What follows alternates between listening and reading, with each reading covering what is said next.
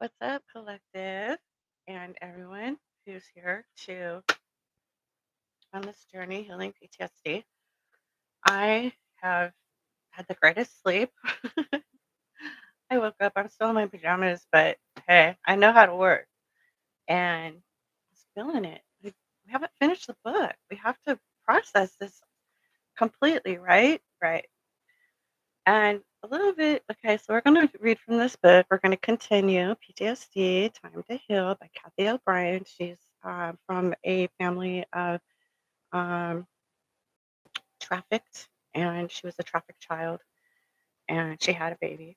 She was who during her time of being trafficked, and this is how she healed. Okay, and now she's a speaker. She said, "Faith and knowledge is the way to know you are healed." You know, she's an adult, and yeah, she has the memories, but it's her wisdom now, and she shares with everyone else like an angel. She wants to help others, and um, I got some new cards. I wanted these readings too. And also, I wanted to mention okay, so some of these, when we go through trauma, childhood trauma, we also have a coping mechanism where people's personalities were split. She was MK Ultra, so her personality was split, but she was learning how to just bring up to speed, how to trust her rescuer because as animals, the energies, right, don't lie. And they were trusting of him. And she also learned techniques from him, Mark, who was helping her identify her triggers. She was cutting out pictures in magazines to, like, for instance, one of her one of the tools that they used to trigger her ultra personality was a blow pop. So she had to work that out, right? And give it peace. And now when she sees it, she's not triggered. She knows a blow pop. She probably laughs about it now. And uses as reference to help others how she heals. Also, there can also be some, I don't like to call it mental illness. Mental, I understand like there's chemistry that changes in some people. Like, I knew a lady who was schizophrenic and she got help. She took her medication and um, she was very spiritual and faith. Faith helped her a lot keep her balanced. And she has a beautiful heart. And she's a wonderful person until she passed away, sadly.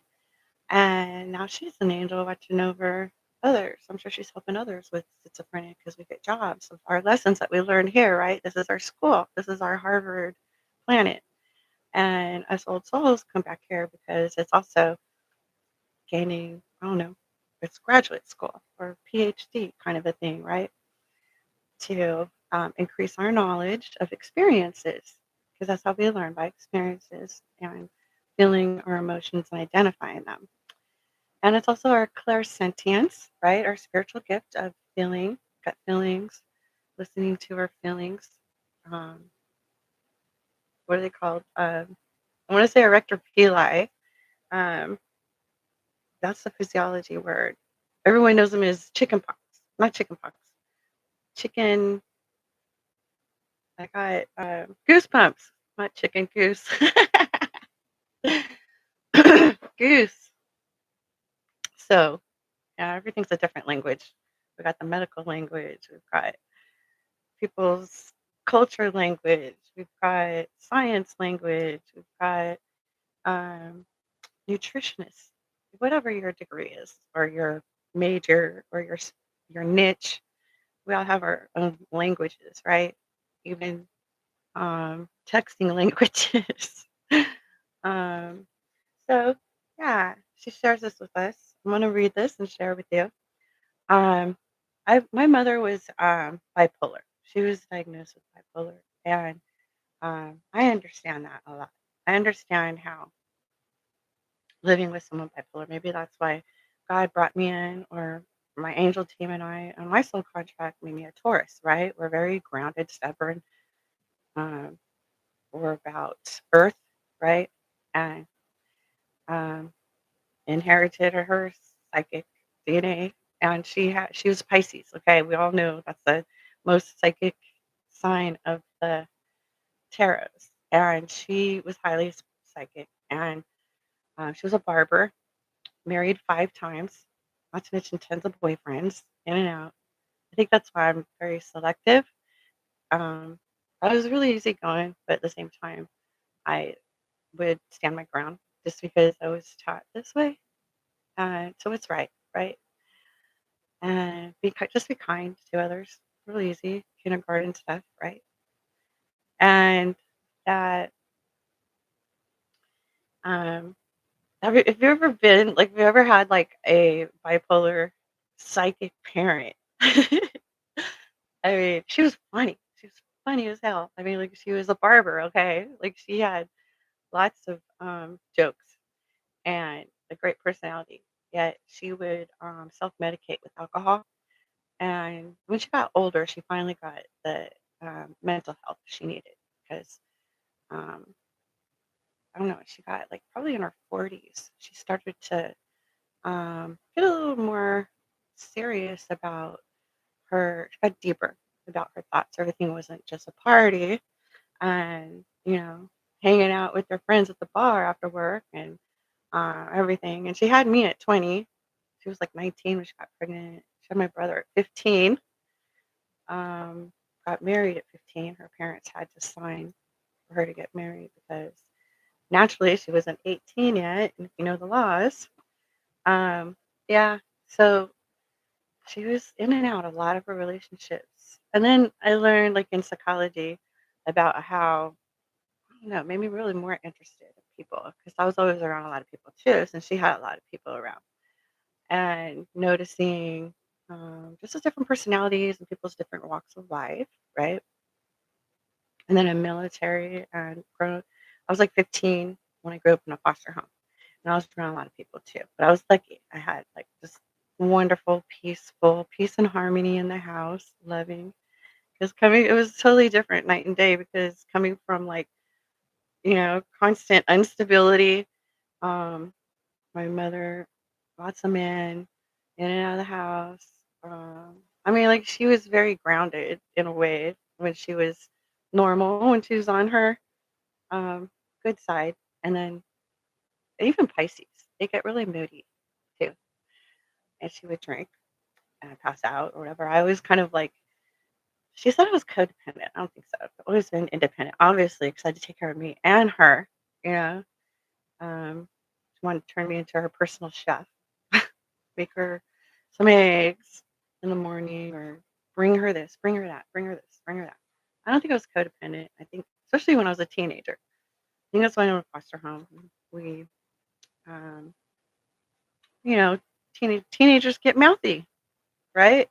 I understand. I raised three, and um, but I was more involved, and I forgive my mom. I love her. We had a great relationship. We really did. It was on and off because um, just I was really young. I didn't know. You know, young people don't know. Um, and teenagers get really selfish. I just want to be out with my friends, and she want to be out with her friends. And just leave the money on the table, mom. And so it was kind of like that. And I went to live with my dad, who had PTSD, really severe. From He's from the Vietnam era. I mean, his grandpa was a minister. He retired. His mom, they raised 4 kids, and they became foster parents. Very loving. The whole community knew them as just um, nice people.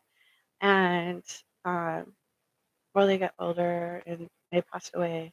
But that's the kind of stability and faith upbringing my father grew up with. But he was known as a preacher's child, okay, in the 60s. And you know how preacher's child's always the wildest. Yep.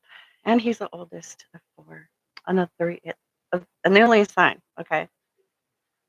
So he went straight out of high school, straight out of his warm bed, his loving family, supportive, into Vietnam War. And I think that just like ripped him to pieces but it showed his courage. He became a SEAL. He was a Navy SEAL, and I guess enlisted, but not really. What are you if you're like drafted? He was drafted. He wasn't enlisted. He was drafted into the Vietnam War, became a Navy SEAL, and he was so calm that he deactivated bombs, which is really high risk on your life. And he lived, so he must have been good. But when he got out, he was really physically abusive. He was a totally different person.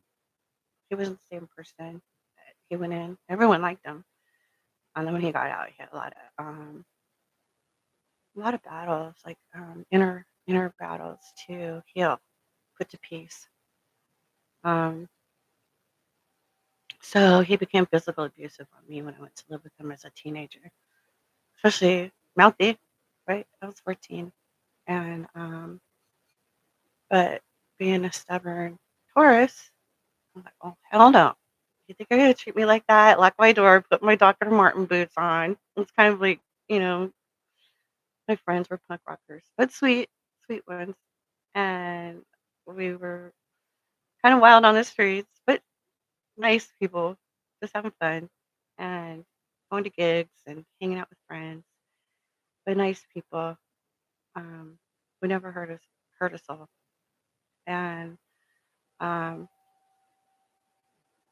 jumped out of a two-story window. Grabbed my backpack and see ya. Um, so I ran to like some friends, um, some neighbor's house, and they also, um, well, they were teenagers and they emancipated themselves from an abusive dad, physically abusive dad. And they were as teenagers, these two ladies who were teenagers at the time told me their story. And it's really cool. When I look back on my life, I see how I had a lot of really nice help along the way. I was really blessed, right? And then recently finding out that I'm an earth angel, starseed. Okay, it makes sense. And growing my psychic abilities too, staying in my spirituality, getting rewarded for obeying God. I started receiving more and also working. I've been working on my classes since 2016, 2015 with Debbie Hookie, who's my psychic medium mentor. And she's from God. She's a lot of love, really cool. Now she's a grandma, lucky. And she gets to enjoy that experience of raising those little kiddos again because they love children and dogs. So, anyways, that's how I got to a foster home. But it was such a blessing in disguise because um, she was an ordained minister. She was on PhD in psychology. She raised 7 kids, and she had her seventh youngest, and we were all in the same age group, high school, high schoolers.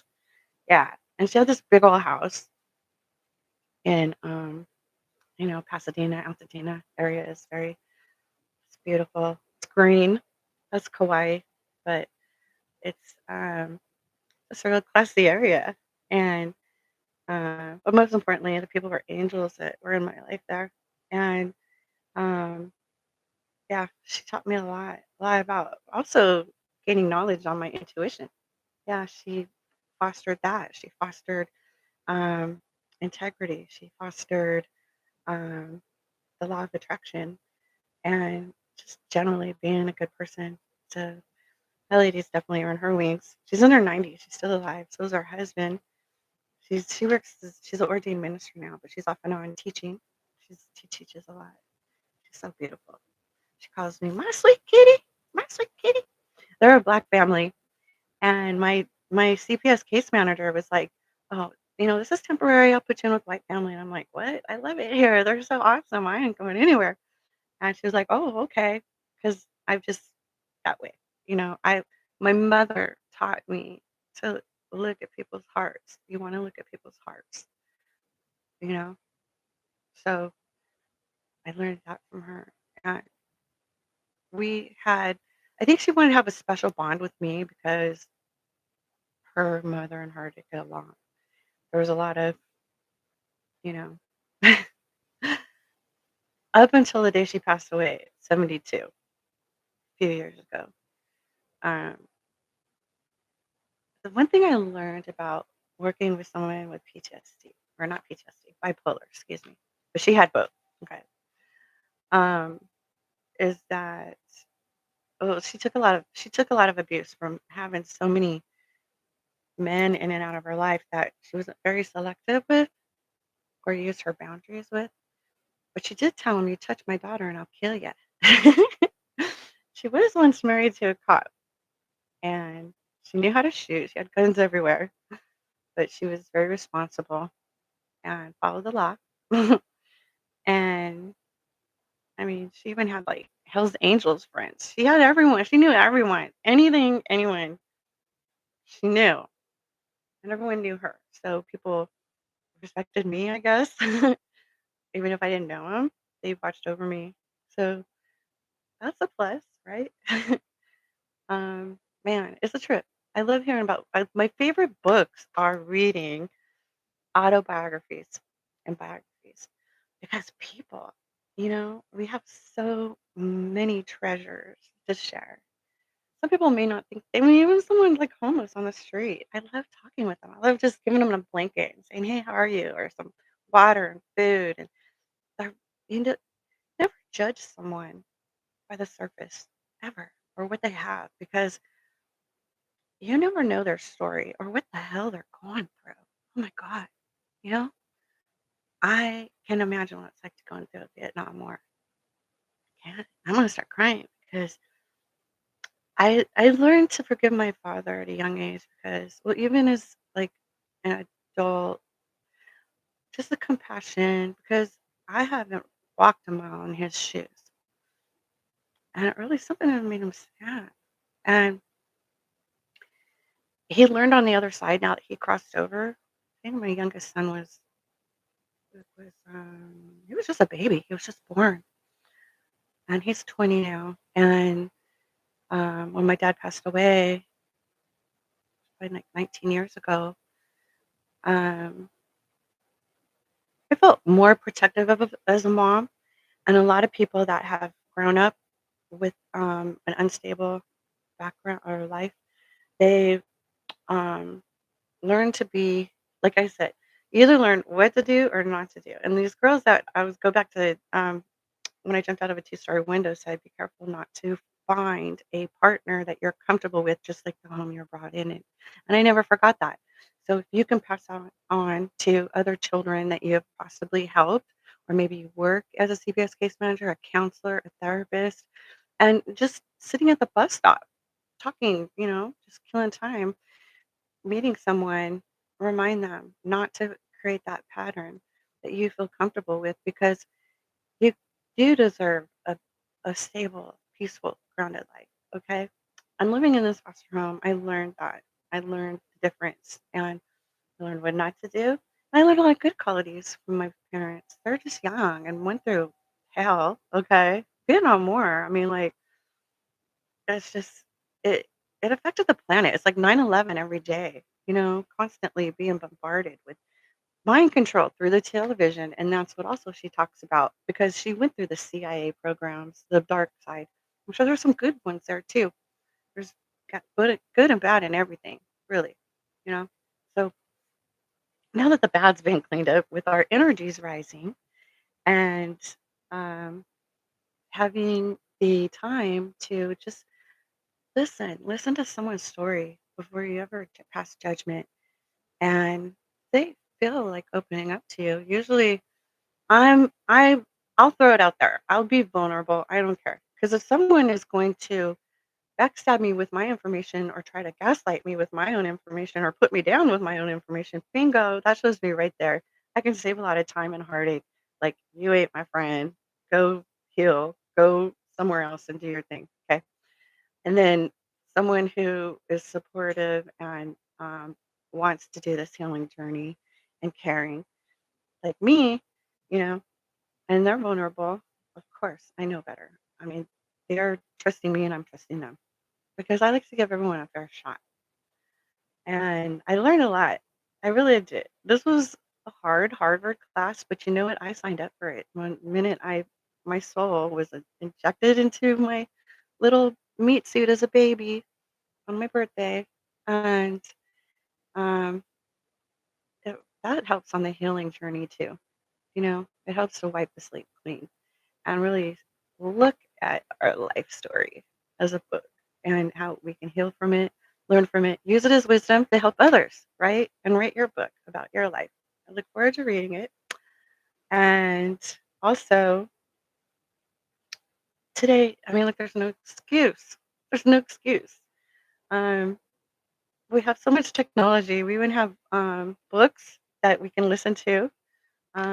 I love listening to my videos, and that's why I'm reading this to you because even though she has an Audible, um, I can. I'm a busybody. Okay, I'm always doing something, and um, I'm an action person. I think before I act with discernment, and every day I do my grounding, and then, or actually, I do my meditating, just 15 minutes, filling up with the white divine light, opening up my channel, and feeling that energy go through my body. That's divine white light. Heartbeat, making my heart beat, making my brain, making my muscle move, making my mouth talk, making my thinking think, and my heart feel, and my soul know the truth. And um, expansion, we want to expand our soul. We want to grow, right? And that's our heart chakra green, like a tree grows. And I just ate a salad. We need to have all. I learned this in nutrition, and medical doctors will tell you the same. We need to have all the colors of the rainbows in our diet. And I just had a green salad with broccoli. I like to eat it raw. I'm vegetarian. Dip it in my ginger miso. I know it's fattening, but I don't care. I'm working out, and I drink a lot of water. Where's my water? Oh, it's by my bed. Keep a full tank right next to my water. I do have a little Zevia, which is pure cane sugar, which is more natural than aspartame because we learned aspartame, and even Cindy said earlier in the book that um, it's not good. I didn't memorize the exact words that she used. How it's actually poison, but I did learn from Palladium Kit Done that it's actually grounded up mustard gas. Okay, what they used in Vietnam War, and at the VA, if you notice, a lot of the Um, there's a whole clinic dedicated to people who have Parkinson's that were exposed to mustard gas, and that's a nerve messer upper. Okay, so something to think about. And they put it in gum. You grab it right when you're checking out, things like that. You know, so ignorant isn't bliss. Ignorance is fucking up, fucking yourself up. Ignorance will fuck you up, and that's why we have to be so aware. Really, like, listen to our feelings, do our own research on what those big old long words are. There's a reason why we probably do that. So people give up. They're probably like, oh, big old ass long word, oh, whatever. Nobody's gonna poison me. Okay. They test on us all the time. Right. They test on prisoners, you know? Sad. Hopefully they don't get away with that. Crimes against humanity, which now was written into law in 2016, is punishable by death. So the galactics are getting serious. Divine and the gang are serious. This planet's getting cleaned up. So that's why we got to work really hard and raise our vibrations because we want to stay with Mother Earth and we want to move into 5D and get all of our superpowers and have fun and just think about visiting the Venetians on Venus and be there. Yeah. David Wilcox, whistleblower, was talking about that. And he got a lot of underground people who risk their lives giving out this information. Okay. So, especially the whistleblowers on injections. And I'll tell you what, my grandfather, my dad's um, dad, the minister, who was a child and got the polio shot. Oh, yeah, it's safe. We wouldn't hurt you. Yeah, he got polio. Well, there's polio in that shot. Oh, there's a little bit, so you build immunity. Okay, well, he got polio. And they said he would never walk again. He would be bedridden the rest of his life. As a child, okay, when you want to run and play and be in sports, the most active time of your life, right? Except if you're a professional. Excuse me, my CV. And um, by his faith and knowledge in the Lord, he was determined. I need it because like I do. It was just he grew up in like the 50s, right? The 40s. Was he born in the 30s or 20s? Back then men wore hats and suits and oh my god. They were so like he was such a my mom said he was the biggest gentleman she's ever met. And I kind of use him as an example for finding my mate because he's so like he would sing like Bing Crosby during the holidays and um he was just beautiful soul. He was beautiful soul and he walked the talk and talk and he was just full of like encouragement. Yeah. Grandpa Abby, shout out. So we're gonna start off on coping skills. And that's why I say that I don't like to call it mental illness. I believe it's mental coping because I mean like how can you generalize, okay, this person's got bipolar. Okay, well look at my mom. I mean like look what she went through. Okay. She was she just went through a lot. And our chemistry changes and things happen. So, yeah, it was hard for her to trust people. I mean, she always had me and her family, even though she had mood swings. Um, she adored our granny. And granny's a Taurus like me, just family first, love, love, love. Always had something cooking.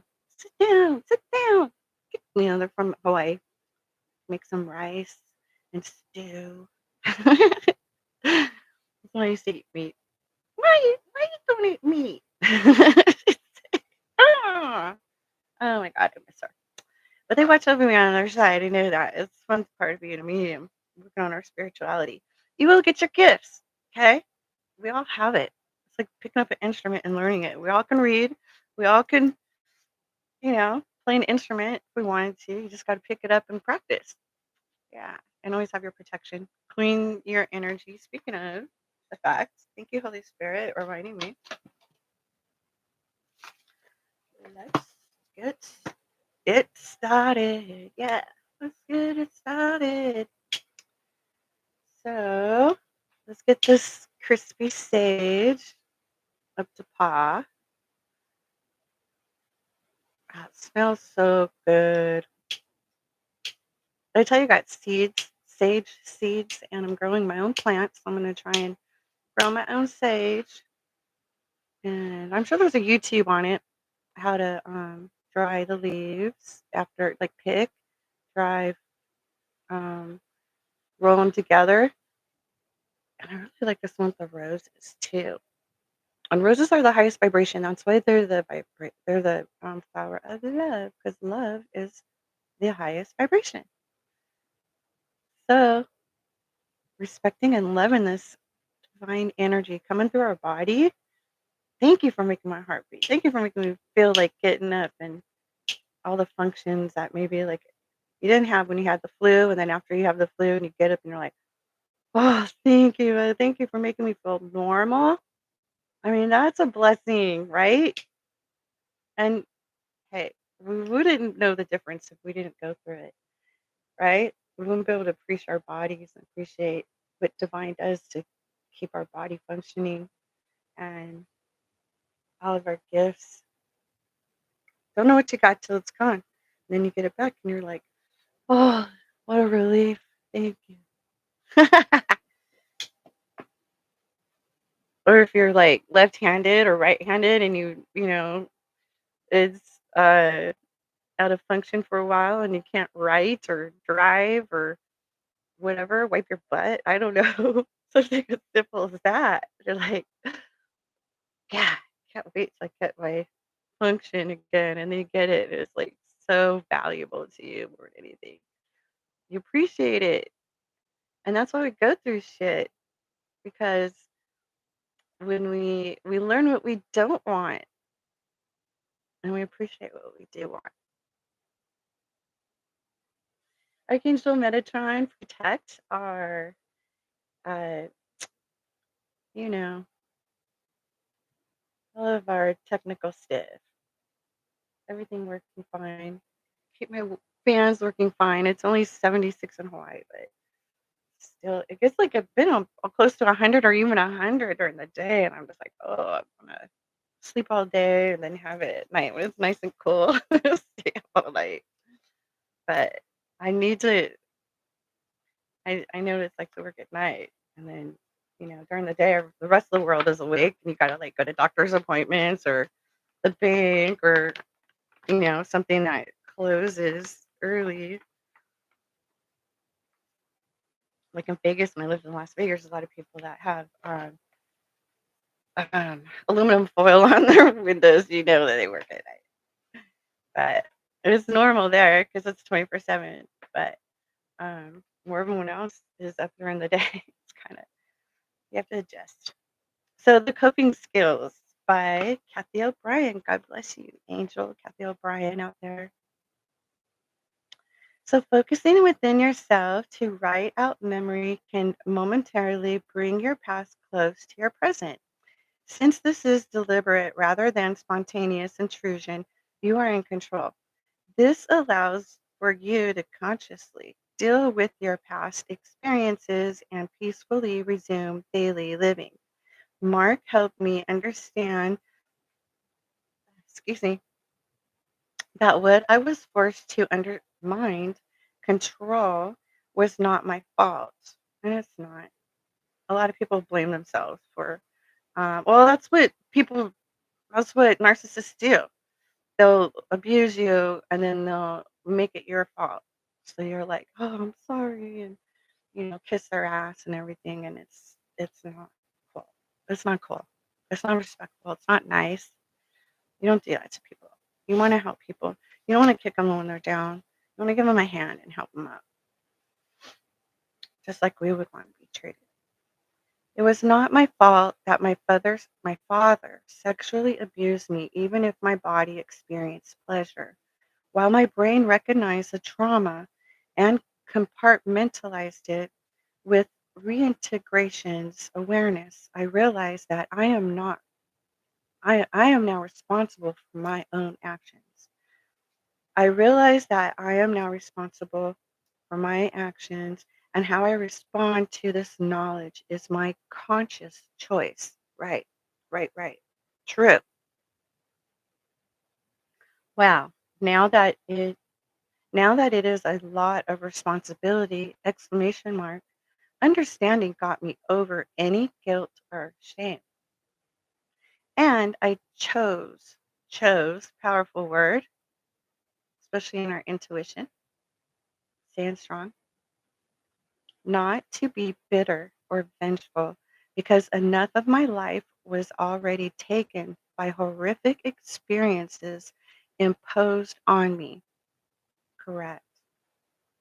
Negativity is immobilizing. And think about law of attraction too. Okay. That's a powerful thought. Our that's we're very powerful. I found that crying over what was done, especially to my daughter, any only left me drowning in my tears. I chose to take that rage and use it to fuel my healing. This is what my son says on the other side. Use it. Anger, use it to drive you for something positive.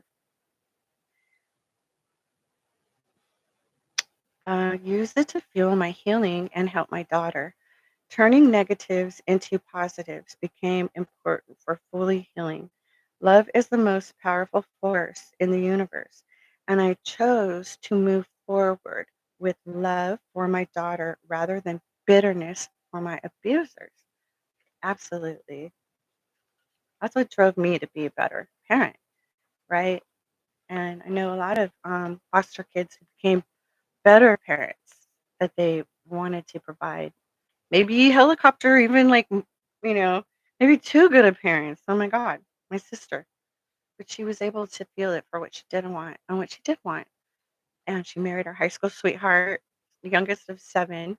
and they're hilarious. In fact, oh my gosh, I had a download last night that we were like, I went to visit her and we were gonna walk to the mall and we were all doing like the can. Just because of a situation that we were talking about. We're goofy like that, okay? And they're in their 60s now and they raised 4 girls and they're just you just it's your choice how you wanna live your life, really is. Mark taught me at the onset of my healing process to voice no negatives without a solution. And she puts in capital soul, SOUL, and then in lowercase UTION, solution. So that's a part of staying grounded, right? From our soul, connecting and giving our um, undivided attention to Mother Earth and gratitude for her giving us life too. We're like in the middle between like divine and the gang and Mother Earth. And when we ground ourselves to her, we're giving her an injection of our divinity. She can feel us. She can feel every footstep. She's a soul. She's a consciousness. Everything is a consciousness, really. So we don't have to have a body. And um, and then, like I said, this is just our class that we're learning. And so think on that moment and take in the depth of meaning. Thinking of a solution is a brain exercise in itself. It is. It's a commitment to loving ourselves, connecting with our divine energy, grounding. The divinity in us honors the divinity in you, Mother Earth, and her tree roots, grounding up through our heels, down through the bottom of our feet, twisting and winding all the way down to the core of her earth. And then wrap around the core, back up through our heels, twisting and winding up. You can take as long as you want. I'm kind of like, go right through our heels, down through our feet. So we're securely grounded to Mother Earth. And bring life, that life, living light back up into our body that has been cleansed. And she'll take all that negativity, pain, hurt, whatever. She transmutes it. That's another part of her job, her soul contract. We can release all negativity, yucky feelings, hurts, doubts, insecurities, all that low vibe stuff down into earth. That's all programming. It was programming, like a computer program. You need to delete that. Delete it. Give it to Mother Earth, and she'll transmute it back to divine, and it's recycled. It's gone, and we're healed. We're healed. Yeah, we have the memories, and this is the triggers that she's helping to release. So, thinking of a solution helped reroute my brain past. It also taught me to choose my thoughts rather than go down the rabbit hole of negativity. Exactly, that's our power. That rabbit hole of negativity can be like a black hole that starts sucking in every aspect of life. Choose not to think negatively. Rise above it before slipping down. After applying these techniques to writing out your memory, it will be easier to understand that you, too, can choose and control your thoughts, your own thoughts. Nothing that was projected or planted from outside sources who could possibly have an agenda, right? Right. That's why our intuition is very powerful and very strong from the divines, just plugging in with our divine, who will never lie to us. Energy never lies. Nope, doesn't. Experience will automatically teach you the ins and outs and pathways of your mind from a personal inside perspective. Learning to choose your own thoughts can then expand to choosing not to have nightmares. Okay, so after going through like the grounding, make sure that you feel this white light and life of love and light through your body and push that energy out into your heavenly I do. This is like going to my heavenly realm and I'm there. I'm with it and I put this protective bubble pop right around me, my home, everything that's connected to me, my loved ones, my twin flame, all of us, protect us from any spell work, projections, bullshit like that that tries to manipulate energy, return to senders times 10,000 immediately. Yeah. And there's a lot of people that get, negative thoughts sent to them trying to penetrate their own. And if you're not aware or protect your energy, pull it back and cleanse, that could be a problem. So you want to take that responsibility with the exclamation mark to protect your energy, cleanse it, and it's a responsibility to help others too as shepherds, right? We're not a sheep, right? We're not just gonna follow the group and do what everyone does, get led off a cliff, you know, so that they can benefit. No, we're going to stand in our power and our protection, right? And become the divining gang. I mean, like, there's no separation. This is just a illusion. Our our energy expands.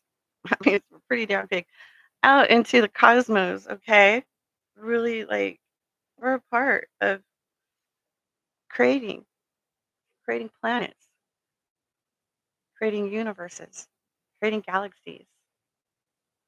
A lot of our, if you connect in hypnotherapy, like QHHT, quantum healing hypnotherapy, you can see what you're doing in your other lives. People's other lives could be like, um, as a consciousness. I have 17 lives going right now. Okay. Let's see. It's been a few years since I had a quantum healing session. QHHT, quantum healing hypnotherapy technique. And I have the Dolores Cannon certificate because I just find it super fascinating. And I love it, love it, love it. And we have a consciousnesses, like other lives that we're living just as a consciousness, our higher self, okay? Not really a human life. Some of us have duties on other planets that we can tap into and explain. And it's recorded. You get to keep your recording and see what's really going on in through our consciousness and a higher self, a higher spirituality, I guess you could call it. But yeah, having that and understanding, you can put like two and two together and see how it connects with your life now. Oh, that's why this happened and that happened and this happened. And it gets more exciting, right? You're just like, what? This is really fascinating to learn how we are so much more, a lot more than just living this timeline, right? In this human existence. Because our higher self could be also creating in a whole new galaxy with her own new people. And she's, you know, monitoring all the prayers and thoughts and lives for their best and highest good too. So check it out. You can go on Dolores Cannon's website. Let me give you her website because I mean, she's done this since the 60s. Sadly, she passed away in 2016, but she's written 19 books. She's channeled through hypnotherapy Christ and his Essenes. The ETs, the benevolent ETs, were sending her little spoonfuls about Keepers of the Garden is what it's called. There's a lot of videos on YouTube. Dolores Cannon. Her daughter runs this now if you want to have classes or join an event. There's the dolorescannon.com. And you can also find close in your neighborhood a QHHT practitioner. But, you know, you need to get to know people and practice, but they don't like put you fully under where they can control you. You're still in like a twilight sleep where you can still get up and go to the bathroom. You know, if there's anything nefarious going on, you could still get up and go. So you're safe. It's just, wow. They've got classes, New Zealand, Dolores Cannon QHH retreat.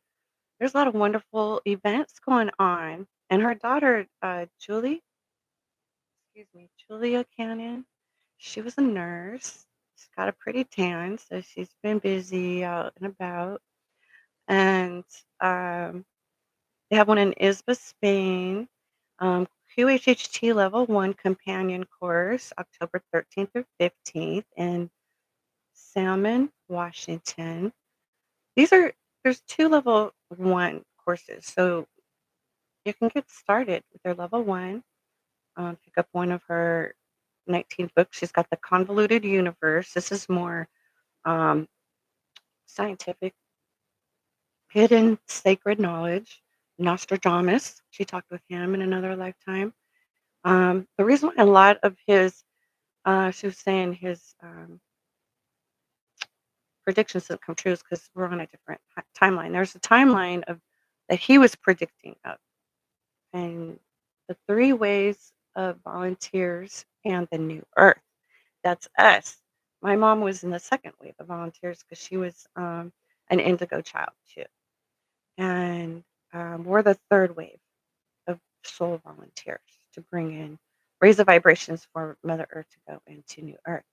And then I have this book I gotta read it, Between Death and Life. And this is a lady's recorded hypnotherapy. And she explains, and so does Channeling Eric.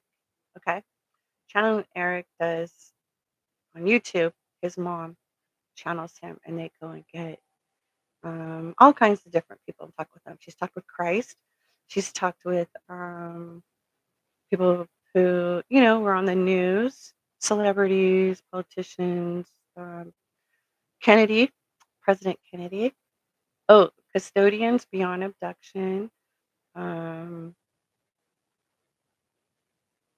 yeah, that's cool. It's really cool. Really interesting. Okay. All right. I'll carry on. I'll stop. I'm annoying you, stopping and talking. I just have to share. Okay. So after applying these techniques to writing out your memory, it will be easier to understand that you too can choose and control your thoughts. The more you practice choosing thoughts, the easier it will become. Experience will automatically teach you the ins and outs and pathways of your mind. From a personal inside perspective, learning to choose your own thoughts can then expand to choosing not to have nightmares. Since writing out memory, my brain has no need to send alarm signals through night terrors. Still, an occasional nightmare might slip in from memory fragments or calendar dates. Even in my sleep, I choose to shut them off or wake myself up enough to make note of them. Making notes shuts nightmares alarms off. So you can peacefully go back to sleep the same way it shuts off intrusive memory flashes. So you can go about your daily business. Like all brain exercises, the more you practice, the easier it becomes. Touche. Sleep deprivation. For maintaining me under robotic mind control, systematically disrupted sleep every 2 hours, whereby I did not dream at all for over a decade. This external level of control went deprogrammed, allowed me easy access into my dreams through knowing the ins and outs of my brain. Similar to the way my mind developed heightened senses to make up for lack of thought. Much of my dream state is now heightened by intuition. It is. And my son, channeling Stephen, my invisible man, says that too. Our dreams are so much more than just our dreams, right? We're co creators. This allows for profound insights that pleasantly enhance daily life along with conscious logical choices. Logical, using kind of like a lawyer, facts, statistics, mathematics, hard facts, science, um, not emotions, even though they are very valid and important. Um, we need, we wear many hats, and there's different times to use them around different jobs, different people, different situations, right? Right. So wisely avoid contact with abusers. Rather than confront my father like archaic counseling methods suggest, I chose to stay away from him.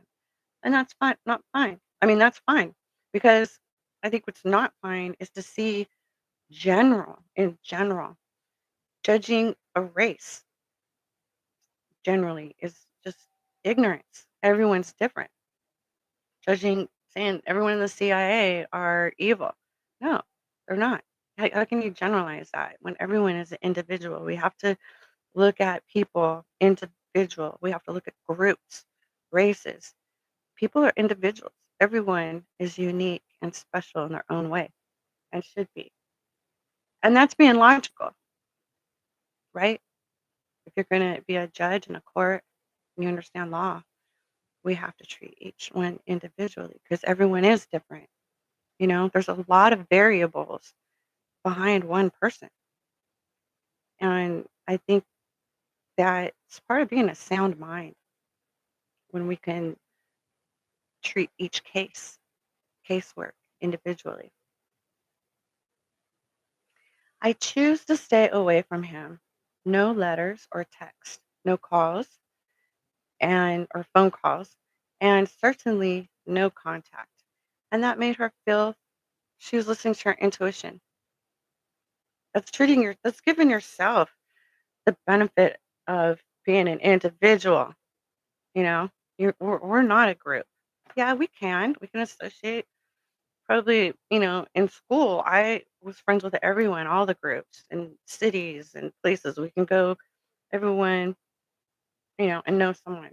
And it is what it is individually. And make it much easier to stay lifted from entrenched pathways and ruts. Posting reminders is very helpful. Take, for example, the phrase voice no negatives without a solution. Again, she spells it capital SOUL. Lucian. Post it on your mirror, your refrigerator, or wherever you will see it often.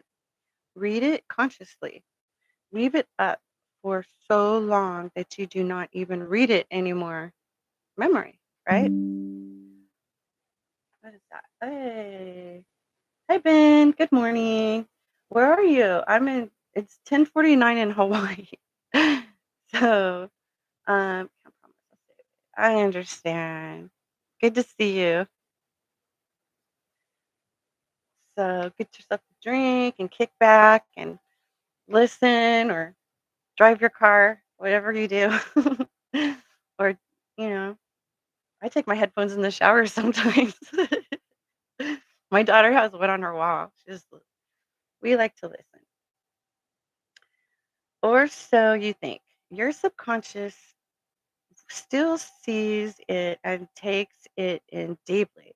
It then becomes a subconscious driver. Oh, I see. All right. Well, I'm usually a night owl too. So, but I slept all day and I just woke up. These are my pajamas and my hair is still in, a bun. I did wash my teeth and wash my teeth and brush my face. I did brush my teeth and wash my face though. And then I had something to eat, my vitamins, my usual routine. But I didn't have coffee because I was like, well, I'm gonna try and get on the same schedule as the rest of the world so I can have some appointments. I know. We do what we can do, right? So, and then becomes a subconscious driver and applied knowledge. And this is what I learned being a hypnotherapist that when and it's just like when I was a foster kid and my foster mom was a psychologist said, when these girls come in, what she have? One, two, three, four, five, six. She had six foster kids and one her own daughter. I mean, that's how big her house was. It looked like the Benson. Remember that movie? But she was just so generous, and she also had a church in her house. She was the minister of, but she believed in positivity, and she's like, "When these girls come to me and all the negative, stuff that happens to them, we're gonna just keep giving them positivity and work on their intuition and and self-growth and education, knowledge, faith. And eventually, this water will clean out all that dirt and there'll be a fresh, clean glass of water that they can drink. Just we gotta pour into ourselves. I think she meant we gotta pour into ourselves, love ourselves, and learn and keep growing.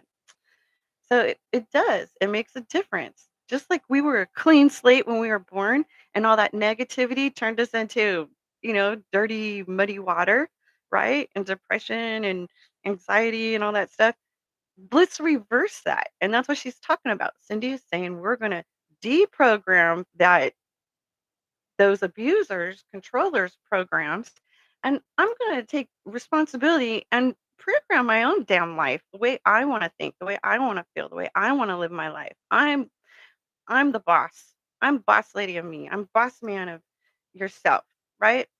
So she really did, and it is like consciously choosing your own program. All right. Big, kudos. I love it. I got chills. I got chills because 'cause I'm just like, "Yeah, never give up." You know, like, I'm out in the cheering for her in the bleachers. "When in doubt, don't" isn't a helpful phrase that reverberates throughout during the healing process. It helps you to gain insight into your own inner fragments and structures. If you have okay, so the fragments that she's talking the inner, right? Or inner work, and then the structures being, the outer work. If you have a doubt there is something inside that disagrees, and it may be the very thing that save you from making horrific mistakes. That's your intuition. Your feelings, your clairsentience. I don't think so. I ain't feeling it today. I better not. And then you listen to your ego like I did. Oh, I want to go out and, hang out with the Nilsson twins with my friends. Okay, even though I'm really feeling don't do it. And I go out with my friends and hey, get in a 5-car accident. Oh, maybe I should have listened to my feelings. I'll never forget that. Be the very thing to save you from making horrific mistakes, such as contacting an abuser. Yeah, because they're just going to reprogram you with the same shit, different day. Consider other perspectives. When a compartment in the brain develops to deal with abuse again and again as needed, as was the case with my father's sexual abuse, all that compartment knows is sexual abuse. When the neuron pathways open back up and the proverbial walls come down, that sexual knowledge is merged into the rest of the brain. Okay. Imagine for the moment your brain has a pie graph. Each abuse creates a different compartment.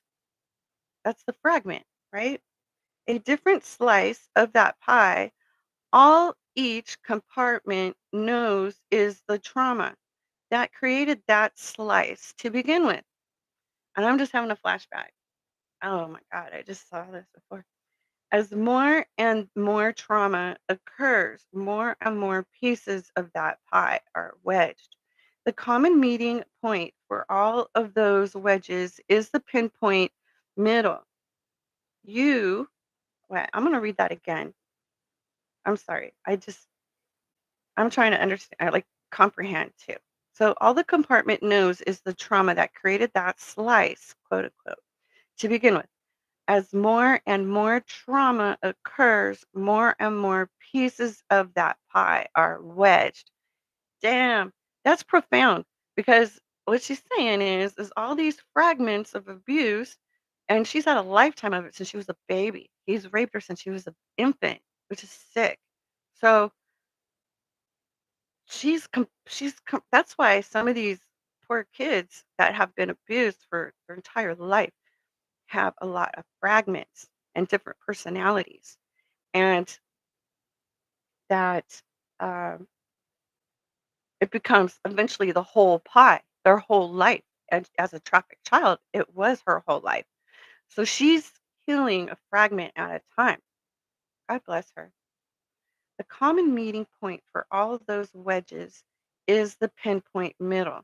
So the very middle is the common point, and the common point was for her to be a trafficked, sexually abused child, and that's all she knew. She believed that she took that on because she was programmed. You, the core you, actually her, the core her, like the core of Middle Earth that we wrap around to secure ourselves, but she gives her consent for it. We're not imposing ourselves, right? And when we impose ourselves, when someone else doesn't have consent, is black magic, and that is not used correctly against universal law, and it will backfire. Call judgment, and your spiritual team will hold them under spiritual court, and they'll be uh, divine's got it all under control, and they'll lose their powers. Whatever, I've seen it, and it'll back. Depending, divine is fair and just, treats everyone as an individual, right? So hold them accountable. Divine will hold them accountable. Give it to God. I'll what does it say in the Bible? I'll prepare a table before your enemies for being obedient to God. They'll have to watch you first. Say they put death spells on you, it'll you get your protection, open your protection, call judgment, and divine will put them in spiritual court. And you know what? That'll come back on them. They'll get sick or whatever. Yet, depending on what God's decision is and all the variables that God knows more than us, sees more than us, so a lot more older than us. So the future has all the timelines. So when you give it to God, I'm seeing it. I'm watching it right now. I'm getting a table set before me. We get upgraded. They're getting their backfire. And you know what? Before they or die, God's gonna let them see us. They want to make for me not to be with my twin flame and not to live my soul life contract in him. Guess what? God's gonna handle it, and he's gonna send it back on them, find them, and then they're gonna watch before they cross over. The people that they attacked get their justice, get what they deserve, what their soul contract is for. And hopefully, I'm hoping before they cross over, they get to see the table set before them. Vengeance is mine, says the Lord. And it's true. I'm witnessing it right now. And I'm going to cry because it's made my unwavering faith more solid, more solid, more than Fort Knox, more than the universe, everything, my whole existence. I know without a doubt that God's got my back.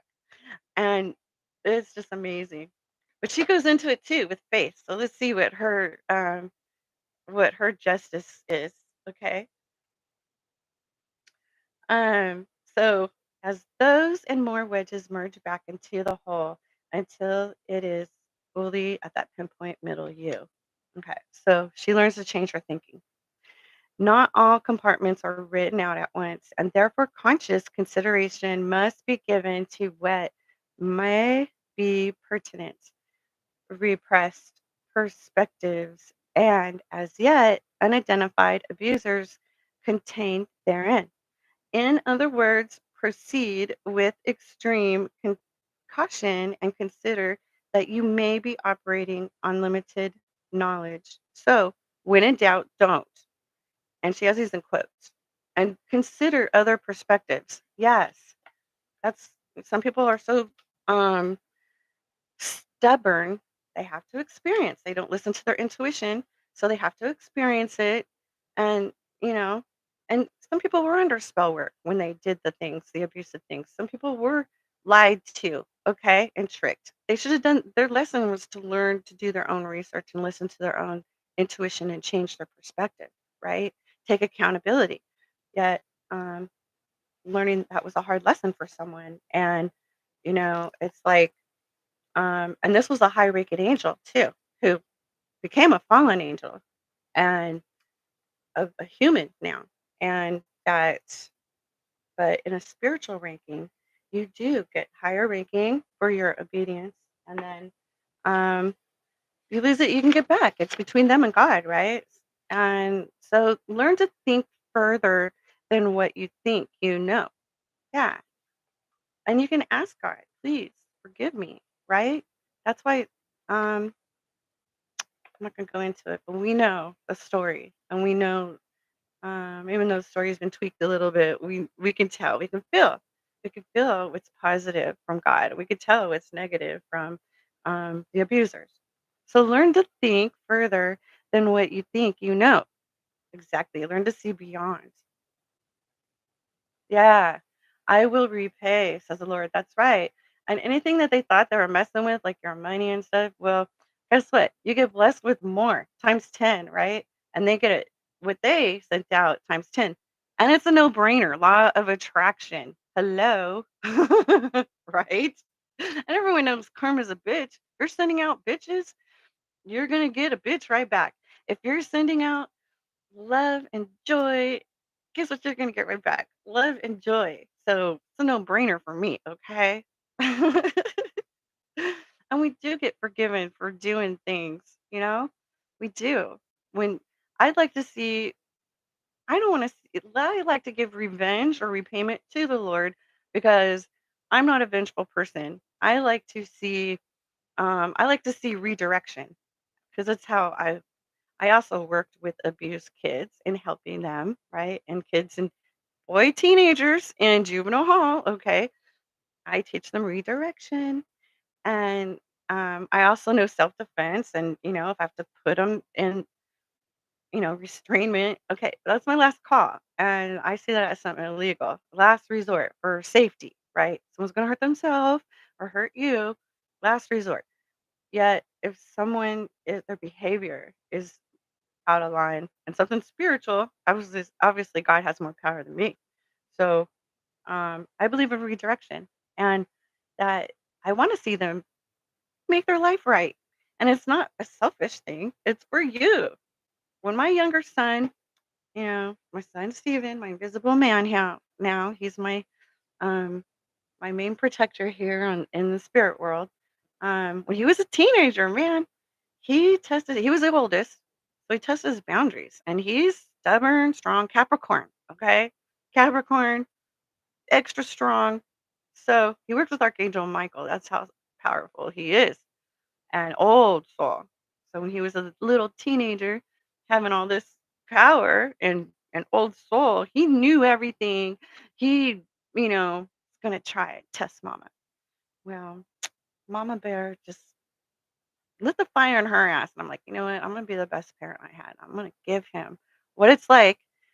I'm gonna put all my energy into you and teach you what's good for you, damn it." Okay, so I had a lot of martinis that night when he fell asleep, had to take a load off. So much that my doctor looked at my labs and said, "What are you drinking? Red wine? That's good for your heart." So now I have, like, red wine now and then. But yeah, I was drinking too many martinis just to take the edge off because that's how much energy this kid had. But I was like, this is the last thing I do in my life is gonna be the best mom I can to him because I really wanted him. All three of my kids. I planned and discussed and we agreed and this is just we're gonna, you know, be the best parents we can to these kids. So yeah, that was he became an Army Ranger. Well, yeah, I felt like a freaking Army Ranger dealing with that teenager. But like I said in my last video, we got leverage. He loved football. And I became really good friends with his coach network. And boy, he crossed every T and dotted every I. He was so good. And they were undefeatable. In fact, Kurt Scobie, that he's a boxer. He was their running back. Yeah, they're a badass team. The Wardy Hawks. So, um, anyway, everyone should exercise their brain. It's a good idea to think further. Think beyond. Yeah, think beyond the veil. That's what High Priestess says. I think that's how I got my High Priestess in the tarot. Seeing beyond the veil by seeing further. Go further. Yeah. Perspectives change with one more piece of the puzzle. Yeah, we got to have the bigger puzzle. Being spiritual is the bigger puzzle. And it is not until all pieces are together, excuse me, that the full picture comes into focus. And always use your spiritual gifts for everyone's best and highest good because you want that back.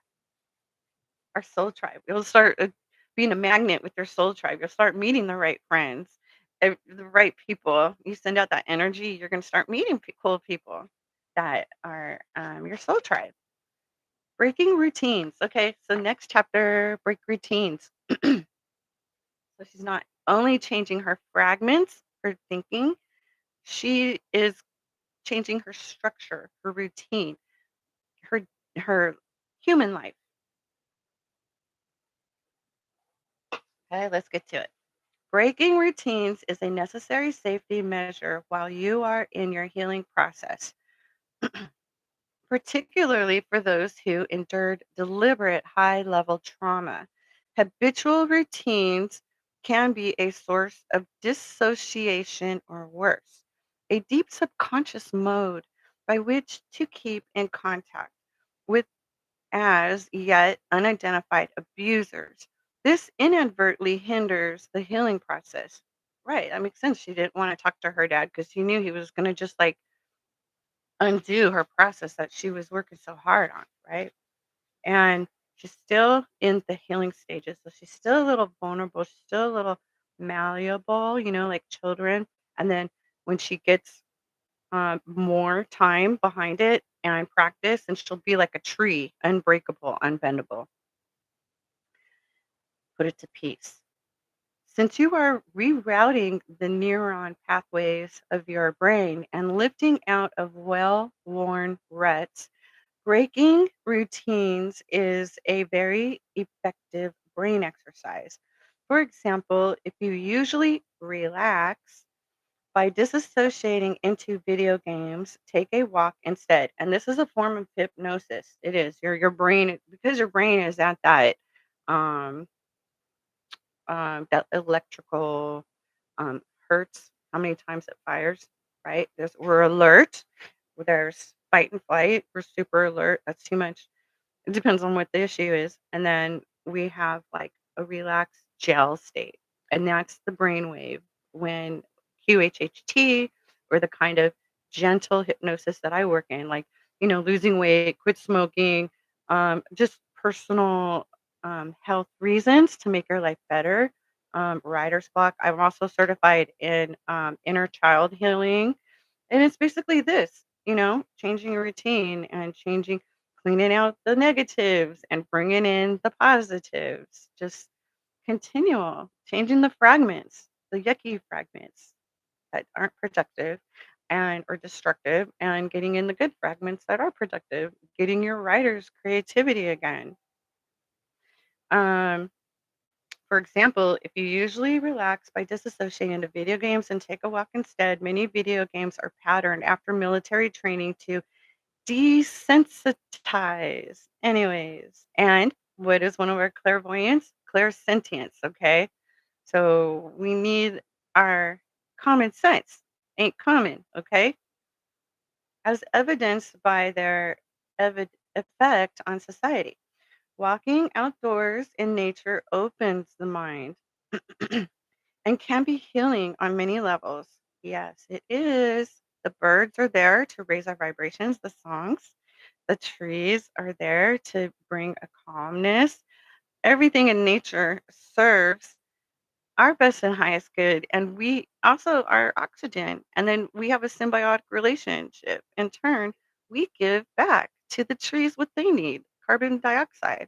And the energies and the vibrations, and especially when we raise our vibrations and we're in gratitude, they feel that too. And it kind of like a beautiful flower will be born. It does. There's people in negative low vibes and they just, every time they walk by, everything just, you know, not growing, not fertile, right? And then you send those these are scientific tests, Dr. Emoto. Um, there's thousands of examples that just uses our energies and vibrations of what we send out. Grounding, the grounding pad, um, free grounding movie on YouTube, where he used the natural energy, magnetism that comes from Mother Earth, and put it on a plant. And they did one plant with nothing. Guess what? The one that was connected to the earth, the grounding rod, was growing like miracle grow, just nuts, right? More fulfillment, more green, more flowers, just happy. And then and it's been done. Check Dr. Emoto. He used this with the water and he froze the water and looked at the snowflake. And the snowflake that was given negativity looked like it was frozen and it looked like frozen piece of shit mud. And then there was or distorted. And then the one that was given positivity, healing, love, the highest vibration from God, where we're from, our what what her little pinpoint should have been in her pie, right? Productive and growing fulfillment. And that frozen water was a beautiful crystallized snowflake that looked like a diamond. It had structure, it had geometry that was symmetrical.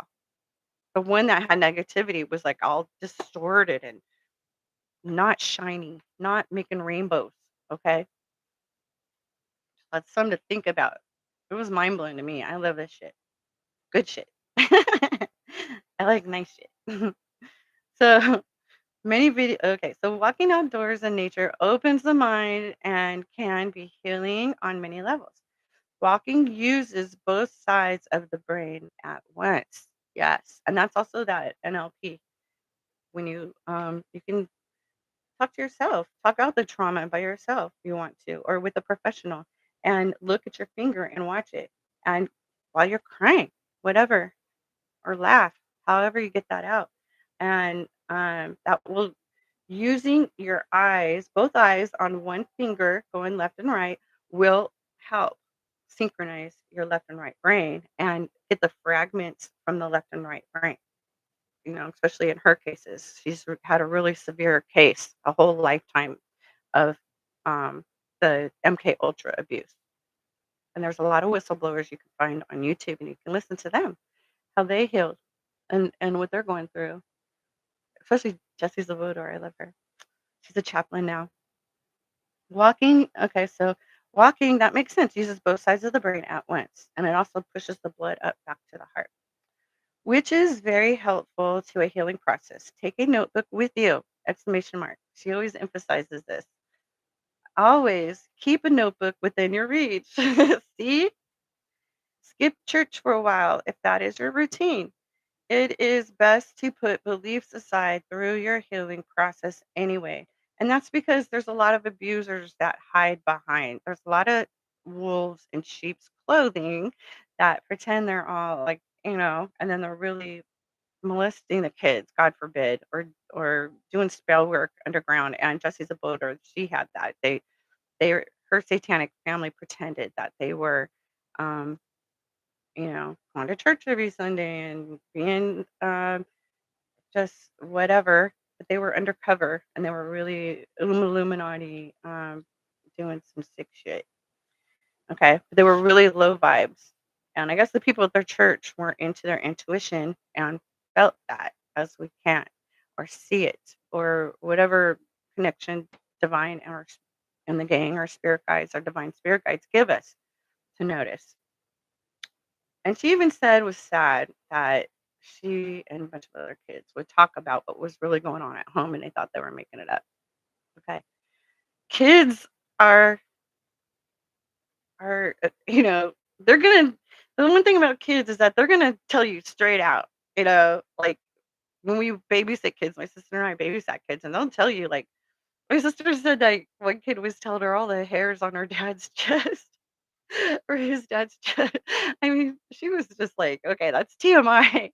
You guys are telling me too much shit is going on at home." But anyways, they didn't believe them, so and believing kids that are coming to you and telling you that they're being abused and things happening at home needs to be at least looked into. Oh my God, how can you live with yourself, not even trying to protect that child? All right, something so helpless. That's the poorest people in the world are children. They depend on us, not some grown ass adult crying that they don't want to lift a finger and get a job. And wah, poor me. I have no money. Wah, wah, wah. That is such a joke. I don't get that. It's just laziness. Anyways, so skip church for a while if that is your routine. It is best to put, and I'm not putting down adults that are homeless because I know there's a lot of variables, like people who had to deal with the fires in Maui, they genuinely, these are people who need assistance, right? And if you're going through a divorce, I used to work in social work. There's all kinds of help. There was a time I was going through divorce and I needed help from social services, all right?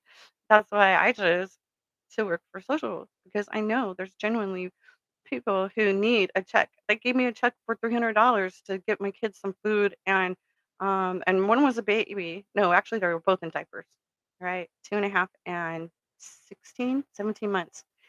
They both needed diapers. It was basically twins. And oh my gosh, they helped me so much. So I know there's help. Every county has it. That's what we pay taxes for, right? So there's a lot of help that will even help you get a skill. um, Donations. There's donations for people to get work clothes, right? And I know this is wonderful for a lot of people that are brought into my location that were trafficked. There's all kinds of help, right? And people on call 24/7 to go reach out to be there and counsel them and bring them some clothes and food and water and give them a shower, basic needs like that, and so much more to help them heal and start their new defragmentation and structure to get on the right path towards peace and live the life they want to live. And hopefully they choose to help others like they were. That's why I do what I do. I'm giving back, paying forward, whatever you want to call it. Doing something. Not wasting my air. So it is easier for people to believe in a religion than in themselves. And it takes conscious effort to avoid the easy routine. Yeah, a lot of people want the easy way out.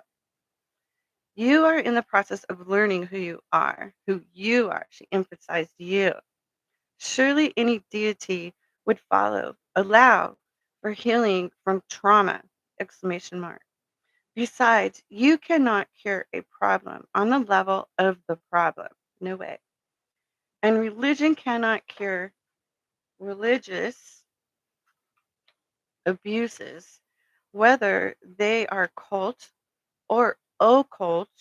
Do not expect to remember. According to learned judgments, it is easy to fall prey to reprogramming due to heightened suggestibility from PTSD trauma abuse. Until you reintegrate, know your own truth. Oh my gosh, I totally believe this. And neuron pathways are open for free thought. Avoid looking outside yourself for answers or confirmation of answers or, God forbid, validation from people, especially with their own agenda. All right. They all just might be in on something to use the poor person being lied to about. And I've seen this before and it's so heartbreaking to watch, but people have to experience it like I did with my 5 car accident. Okay. So I was a dumbass. I didn't listen to my intuition. And what happened? I got my ass spanked. So the Lord works in mysterious ways. I'm an example. When my 10-year-old daughter, Kelly, was counseled, that memories she had written out were not real, quote unquote. And she was being sex trafficked. She got pregnant and her same stuff happened to her daughter. And that was really upsetting to her. So she's talking about her daughter now. She wisely told her therapist, Your beliefs do not change reality. Know your own truth. In ab, ab, and then she spells soul, soul, capitalized, ute, reality. Before sharing your memory with others or memories, it is wise to change your routine patterns for safety purposes. Yeah, get cameras, get your, you can even get your, you know what safety is. Be alert, be mindful. First of all, your own truth is you own your own intuition, right? And divine in the gang or awesome spirit team protection. Choose a different grocery store, read food labels, and try something new. Walk your dog and the other way around the block. Take the kids to a different park. Wash clothes on a different day. Park in a different parking space. You'll have to think to find your car. Exclamation mark. This is how she's learning to think for herself. Oh my God, this poor baby. It was like she said, a robot. Drink your coffee after you comb your hair. Of exercise in the morning rather than at night. Bathe instead of shower. Pack your own lunch rather than buy it. Change anything that will make you, excuse me, think rather than go through routine motions. Right. Because it'll, like she was on she was programmed to be on um, a pattern. Unplug your phone, turn off your cell phone, temporarily stop texting. This is your time to heal, and it is best to avoid allowing daily routine and interruptions. So she's going into her hermit mode, right? And tarot is the hermit where you seek for your own wisdom, knowledge, your own truth, or education. To get it your way, you need to be writing out your memory, and getting your way is your control, right? Control of your own life is where our happiness is. It just comes automatically if we're conscious of it or not. Like when I was going through divorce and I just couldn't eat and I was breastfeeding and I'm like, what's going on? I have to, you know, eat nutrition to breastfeed my baby. And the doctor was like, well, you're going through divorce. Your life is like a mess. You're going out of, you feel like everything's out of control. Well, you're naturally going to try and find something to control and maintain some kind of normalcy in your life. And I just, that was my control. I stopped eating even though I wasn't aware of it. And I needed it, right? I was my worst own enemy. And, you know, I give my life for my baby. My baby is like everything to me, the universe, right? So I had to consciously think for myself, wake up and change that pattern. I'm going to control making a better life for my baby and make myself, force myself, even I felt like gagging. I did. It was really weird, but I was conscious of it, right? I sought professional help. You know something that I'm not seeing here? And that's okay. We need to network and that's what seeing people on the inside for, their knowledge and their skills and so much more valuable than what they freaking look like. Okay? This doctor, I don't know. It doesn't matter what they look like. The thing is that they gave me something valuable, profound knowledge. That is what we should be looking at and helping each other further ourselves for better improvement for our best and highest good. And then we'll overtake the damn abusers, kick them off, raise our vibrations. Like, vibrationally, they'll have to get off our planet and go to the other 3D planet. Okay, so we're the ones cleaning it up. We came here, we volunteered to go through this, learn this, and help others through this. And damn it, it's gonna happen. You need to be writing out your memory and avoiding routine conversations with others who will help you stay focused on your healing process. Besides, with your past so pervasive, talking on a phone may inspire you to talk about it. Remember, with Writing out memory removes walls of compartmentalization while talking before writing it out. And observing the 21-day rule will entrench it further. You should have quiet time to self-focus and filter what you wrote out and or find ways to cope with it. Yes. Not mental illness. I believe this is my own truth. It's mental coping. Walking, especially with your dog, is very helpful toward filtering and coping.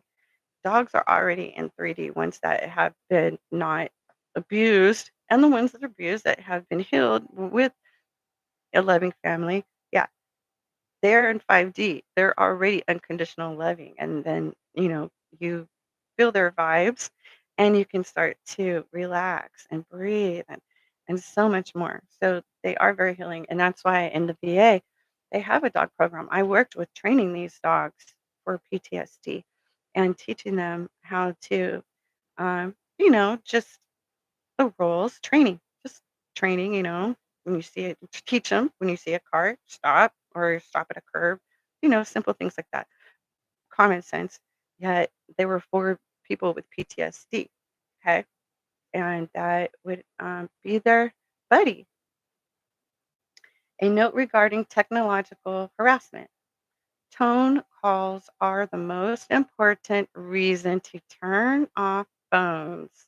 They do that. They would program these kids, hear a tone, hear a word, whatever. See, they did the negative hypno rapid the MK Ultra is the bad hypnotherapy where they completely get them to, I don't know, like you see some places people walk like a chicken on the stage. You don't want that. All right. Nothing fast like that. Okay. That is, I'm not going to say because I could have some ops watching how to do it.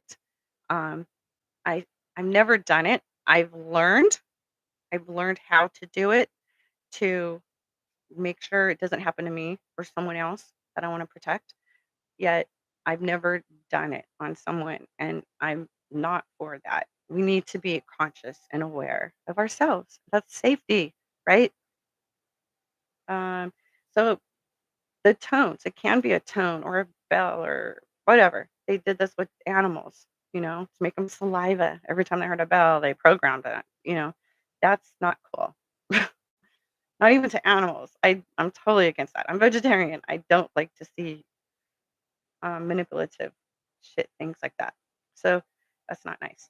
So tone calls and harmonics to trigger program victims into action. Thus, keeping a phone on is akin to being in an abuse space. If you are in a safe environment with someone you trust, ask them to screen all calls while you write out memory. Personally, I still avoid answering the telephone until I know who it is. Remember, you may not yet consciously know who all abusers are and therefore should wisely avoid unscreened calls, phone calls, and texts until fully healed. Technology continues to advance at such a rapid rate that there are no newer and more modes of harmonic intrusion than I ever experienced. As U.S. government whistleblowers bound by law from speaking outside, yeah, even the whistleblowers on medications that were just a test, they try to imprison them. But anyways, personal experience, I can publicly offer only personal inside information. I do know from Kelly's and that must be her daughter's name, experience that thoughts can be technologically implanted.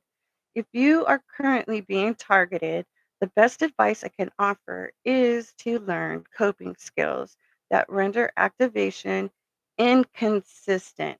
That makes sense. Being aware is key. Just like with black magic, if you're aware that they're doing it to you, guess what? It ain't gonna work. So, um, yeah, being aware and our intuition is so valuable for reals, for reals, for reals. So think beyond your first response. Keep a journal. Apply all healing methods offered. Here from nutrition to wearing a watch. And coping will minimize effects of harassment. Amen. Various frequencies are all around us, and some people are naturally highly sensitive to them. DIDs, and this is the identification disorder because they've been fragmented into it's been done. See that movie Salt? Okay, that's what she's talking about. Remember, she was a CIA hit woman, but she was gorgeous. It was Angelina Jolie, so she was called a honeypot. These are their honeypots.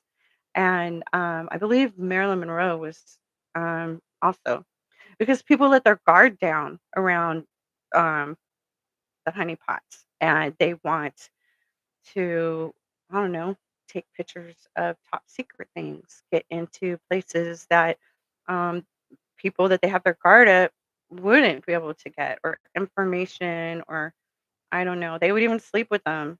And there's people that were even married to a honeypot and lived double lives, crazy shit like that.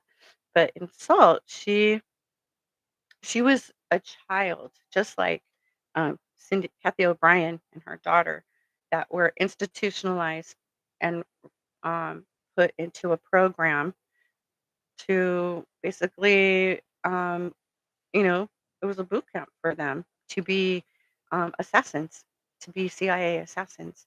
But, they have an oracle that decides their jobs, what they're going to do at a certain age. I think it's 10, 11. I don't know. I forget. But, when they do that, they give them a job. Are they gonna be a, like in, I don't know, whatever their it's an organization, okay? It's like, they good against evil, right? There's, people that are gonna want to like the Illuminati, they're into doing what they do. So they get these kids and they train them and they call them up and ring a bell or something, I don't know, and then they know they go into that hypnosis fragment or MK Ultra mind control, and then, our different frequencies and tones are used for, in their case, nefarious abuse to, assassinate someone, go spy, get information, take pictures of top secret documents. I don't know, whatever variable. That's what they were used